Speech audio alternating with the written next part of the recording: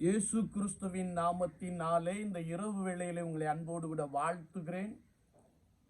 வேதத்தின் வெளிச்சம் என்ற வார்த்தையின் அடிப்படையிலே நாம் கண்காணிகளை கர்த்தருடைய ஆவியானவர் ஏற்படுத்துகிறார். கண்காணிகளுடைய கடமைகளை குறித்து நாம் சில காலம் தியானித்துக் கொண்டிருந்தோம்.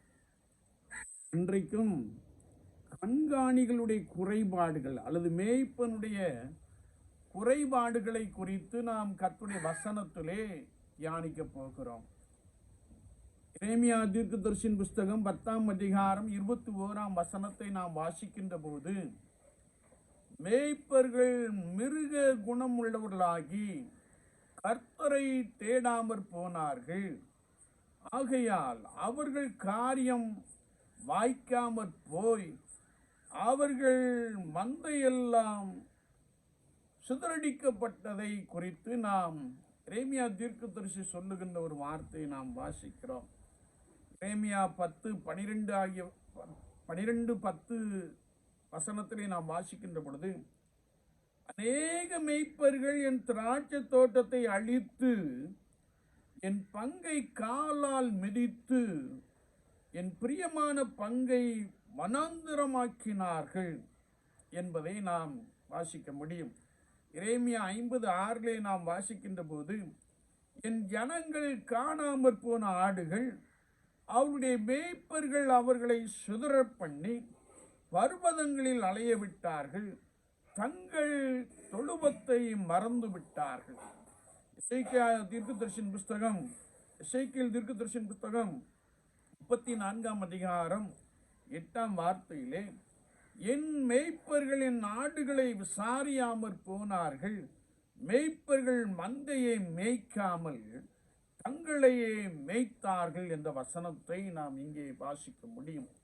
என்னை கேட்டுக்கொண்டு இருக்கிற என் அன்பு சகோதரனை சகோதரியே, மேய்ப்பர்களில் அநேகர் தங்கள் கடமைகளை சரிவர செய்யவில்லை என்று எரேமியா தீர்க்கதரிசியை கொண்டும் எசேக்கியேல் தீர்க்கதரிசியை கொண்டும் கர்த்தருடைய ஆவியானவர் சாடுகின்ற சில வார்த்தைகளை நாம் இங்கே வாசிக்க முடியும்.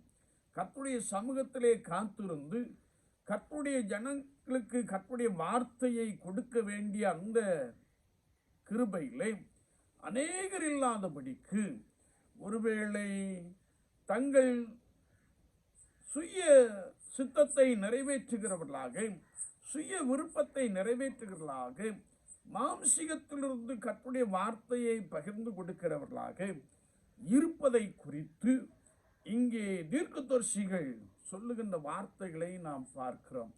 ஒருவேளை ஜனங்களுக்கு ஏற்ற வார்த்தைகள் ஜனங்களுக்குள்ளே கடந்து செல்லாதபடினாலே, ஏற்ற வார்த்தை என்பது அவர்கள் எந்த சூழ்நிலையிலே வைக்கப்பட்டிருக்கிறார்களோ அந்த சூழ்நிலையிலிருந்து கர்த்தர் விடுவிக்கிறார், கர்த்தர் அற்புதம் செய்கிறார், கர்த்தர் பலப்படுத்துகிறார், கர்த்தர் உன்னை உயர்த்துகிறார் என்பதான அந்த காரியங்கள். சில வேளைகளிலே நீ கர்த்தருக்கு விரோதமாய் செயல்படுகின்ற பொழுது கண்டித்து உணர்த்துகின்ற அந்த கர்த்தருடைய ஆவியானுடைய வார்த்தை அநேகருக்குள்ளே இல்லாதபடியினாலே ஜனங்கள் தொழுவத்தை விட்டு தொழுவம் அலைந்து திரிகிற ஒரு காட்சியை நாம் பார்க்க முடியும். இந்த காலகட்டத்திலே ஒருவேளை நம்முடைய மாவட்டத்தை நாம் எடுத்துக்கொள்ளுகின்ற பொழுது, ஒருவேளை பட்டணங்கள் தோறும் அங்கும் இங்கும் அலைகின்ற ஜனங்களை நாம் பார்க்க முடியும். ஒருவேளை இதை குறித்து தீர்க்கதரிசிகள் சொல்லுகிறார்கள், என் ஆடுகளை என் மேய்ப்பர்கள் சிதற பண்ணினார்கள் என்று நாம் இங்கே வாசிக்கிறோம். இன்னுமாக ஒருவேளை நசல் கொண்டவைகளை நாம் அவர்களுக்கு காயம் கட்ட வேண்டும், காயப்பட்டவர்களை காயம் கட்ட வேண்டும். அப்படி என்றால் ஒருவேளை ஒன்றுமில்லாதவர்களை நாம் விசாரித்து அவர்களுக்கு உதவி செய்ய வேண்டும். ஏனென்றால் சபை என்று காணப்படுகின்ற பொழுது, கர்த்தருடைய ஜனங்கள் என்று காணப்படுகின்ற பொழுது, வசதி படைத்த ஜனங்களையும் கர்த்தர் சபையிலே வைத்திருக்கிறார், வசதியற்ற ஜனங்களையும் ஏழ்மையான ஜனங்களையும் கர்த்தர் சபையிலே வைத்திருக்கிறார். எனவேதான் ஆண்டவர் பேதுருவை பார்த்து சொன்னபோது, நான் உங்களை மனுஷரை பிடிக்கிறவர்களாக்குவேன் என்று சொன்னார். ஒருவேளை பலதரப்பட்ட ஜனங்கள் கர்த்தருடைய சபையிலே கர்த்தரை ஆராதிக்கின்ற கிருபையை நாம் பார்க்கிறோம். அதிலே குறைவுள்ளவர்களுக்கு நாம் நிறைவை உண்டு பண்ணுகிற ஒரு அனுபவம் வேண்டும். எனவேதான் ஆதி திருச்சபையிலே அநேக வசதி படைத்தவர்கள் தங்களுடையவர்களை மற்றவர்களுக்கு பகிர்ந்து கொடுக்க அப்போஸ்தலருடைய பாதத்திலே கொண்டு வந்து வைத்தார்கள். ஒன்றுமில்லாதவர்களுக்கு கொடுக்கப்பட்டது. சமநிலை சமுதாயம் உருவாக்கப்பட்ட ஒரு காட்சியை நாம் பரிசுத்த வேதாகமத்திலே தெளிவாய் வாசிக்க முடியும். தீர்க்கதரிசிகளை கொண்டு கர்த்தருடைய ஆவியானவர் சொல்லுகிற வார்த்தை என்னவென்றால், ஏழைகளை, திக்கற்றவர்களை, விதவைகளை நான் தேடி விசாரித்து அவருடைய தேவைகளை சந்திப்பது ஒரு மெய்ப்பனின் கடமை என்பதை குறித்து வசனம் நமக்கு தெளிவாய் கற்றுக் கொடுக்கிறது. ஒருவேளை காயப்பட்டவர்கள், வியாதியாய் கிடக்கிறவர்கள், பலவீனப்பட்டவர்கள், இவர்கள் எல்லாருக்கும் நாம் உதவி செய்ய வேண்டுவது ஒரு மெய்ப்பனின் கடமை என்பதை குறித்து கர்த்தருடைய வார்த்தை நமக்கு தெளிவாய் கற்றுக் கொடுக்கிறது. ஆனால் அநேக மெய்ப்பர்கள் அப்படி இல்லாதபடியினாலே, அநேகம் என்ற வார்த்தை பயன்படுத்தப்பட்டு இருக்கிறது, அப்படி இராதபடியினாலே அவர்கள் தங்களை தாங்களே மேய்த்து கொண்டார்கள் என்பதை நாம் பரிசுத்த வார்த்தைகளிலே தெளிவாய் வாசிக்க முடியும். என்னை கேட்டுக்கொண்டு இருக்கிற என் அன்பு தேவனுடைய மனிதர்களே,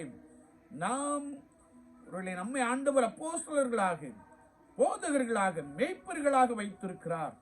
நான் கர்த்தருக்கென்று அல்லது கர்த்தர் நமக்கு கொடுத்திருக்கிற கர்த்தருடைய சபையை நாம் எவ்வளமாய் நடத்துகிற ஒரு நபராக காணப்படுகிறோம். சில ஒருவேளை இண்டிபெண்டன்ட் சர்ச்சஸை நாம் எடுத்துக்கொள்ளுகின்ற பொழுது, நான் பேர் சொல்ல விரும்பவில்லை, அவர்களுக்கு திரளான தசம பாகங்களை தாராளமாய் ஜனங்கள் கொண்டு போய் கொடுக்கிறார்கள். சில வருடங்களுக்கு முன்பதாக நான் கேள்விப்பட்ட காரியம் என்னவென்றால், ஒருவேளை அதை ஒன்றுமில்லாத ஏழைகளுக்கு பகிர்ந்து கொடுக்கலாம், அதை விடுத்து அதை சேர்த்து வைத்து ஒருவேளை சிலர் சோதிக்க வருகிறார்கள் என்று கேள்விப்பட்ட மாத்திரத்திலே ஞானஸ்நான தொட்டியிலே போட்டு எரித்த காட்சியை நான் நன்றாய் அறிந்திருக்கிறேன். ஒரு மனிதன் மூலமாக, ஒருவேளை நான் அதை உறுதிப்படுத்துவதற்காக அந்த சபையில் உள்ள ஒரு விசுவாசியை நான் சாரித்த போது, எஸ், அது உண்மை என்று சொன்ன ஒரு வார்த்தையை நான் அறிந்திருக்கிறேன். அது மாத்திரமல்ல, இன்னும் சில சபைகளிலே ஒருவேளை அவர்கள் பேங்க் அக்கவுண்ட் ஹேண்டில் பண்ணாத ஊழியர்கள், அவருடைய பாலிசி அப்படி, ஆனால் அவர்கள் தங்கள் படுக்கையிலே பணத்தை சேர்த்து வைத்திருப்பதை நான் கேள்விப்பட்டிருக்கிறேன். ஒருவேளை இதையெல்லாம் நான் ஏன் சொல்லுகிறேன் என்றால், சபையிலே ஒன்றுமில்லாதவர்கள் வருவார்கள், ஏழைகள் வருவார்கள். கர்த்தருடைய நாமத்தினாலே காணிக்கை பெற்றுக் கொள்ளுகிற நாம் அதை ஒன்றுமில்லாதவர்களுக்கு, ஏழைகளுக்கு கொடுக்க வேண்டும், அவர்களை பராமரிக்க வேண்டும் என்பதை குறித்து நாம் திட்டமாய் அறிந்து கொள்ள வேண்டும் என்று வார்த்தை நமக்கு தெளிவாய் கற்றுக் கொடுக்கிறது. என்னை கேட்டுக்கொண்டு இருக்கிற என் அன்பு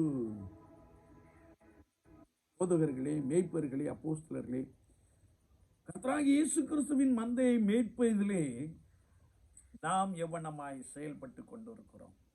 சற்று நம்மை நிதானித்து ஆராய்ந்து பார்க்க வேண்டும்.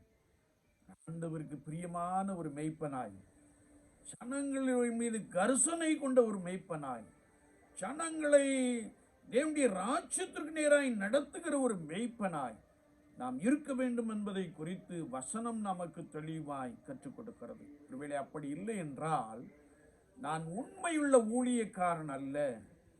ஆண்டவருடைய வருகையிலே, இரண்டாம் வருகையிலே அவர் நம்மை ஒருவேளை தண்டிக்கிறவராக அல்லது நமக்கு நியாய தீர்ப்பு செய்கிறவராக நிச்சயமாய் இருப்பார் என்பதை நாம் மறந்து போக வேண்டாம். விசுவாசம் வாழ்க்கையிலே ஆண்டவர் நம்மை அழைத்திருக்கிறார். ஆண்டவர் நம்மை பரிசுத்தத்திற்கு என்று அழைத்திருக்கிறார். ஆண்டவர் தம்முடைய மந்தையை மேய்க்கும்படியாய் அழைத்திருக்கிறார். அந்த அழைப்பிலே நான் கர்த்தருடைய ஜனங்களுக்கு கர்த்தருடைய ஆவியானவரால் அனுப்பப்படுகிற வார்த்தையை கொடுத்து, மன அழுத்தத்தோடு கூட காணப்படுகின்ற பொழுது அவர்களுடைய அழுத்தத்தை மன அழுத்தத்தை, அந்த காயத்தை நாம் ஆற்றுகிற ஒரு மேய்ப்பராக காணப்படுகிறோமா? சற்று நம்மை நிதானித்து ஆராய்ந்து பார்ப்போம். நான் அப்படி அநேக மேய்ப்பர் இல்லாதபடினாலே எரேமியா தீர்க்கதரிசியை கொண்டும் எசேக்கியேல் தீர்க்கதரிசியை கொண்டும் கர்த்தருடைய ஆவியானவர் கடுமையான வார்த்தைகளை அனுப்புகிறார். நாம் சற்று நம்மை நிதானித்து ஆராய்ந்து பார்ப்போம். கொடுக்கப்பட்ட பொறுப்பிலே நாம் உண்மையுள்ளவர்களாக, கர்த்தரை பிரியப்படுத்துகிற அனுபவம் நிறைந்தவர்களாக, மேய்ப்பர்களாக காணப்படுகிறோமா? சற்று நம்மை நிதானித்து ஆராய்ந்து பார்ப்போம். ஒருவேளை தீர்க்கதரிசிகள் சொன்னபோது அநேகர் not up to the mark, ஒருவேளை அந்த வசனத்தின்படி அநேகர் விலகி காணப்படுகிறோம். நம்மை சரிப்படுத்திக் கொள்வோம். கர்த்தருக்கென்று பலமாய் செயல்படுவோம்.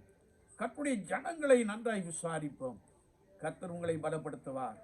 கர்த்தர் தமது 2ஆம் வருகையிலே உங்களுக்கு உரிய அந்த ரிவார்டை அவர் நிறைவாய் கொடுக்க போதுமானவராக இருக்கிறார். நாம் எல்லாவற்றிலும் கர்த்தரை பிரியப்படுத்துகின்ற பொழுது நமக்கு அவர் ஒரு பரிசை வைத்திருக்கிறார், ஒரு ஜீவ கிரீடத்தை வைத்திருக்கிறார். அதை மனதிலே கொண்டு நாம் பலமாய் செயல்படுவோம். கர்த்தர் உங்களோடு கூட உங்களை பலமாய் நடத்துவாராக. ஆமென், ஆமென்.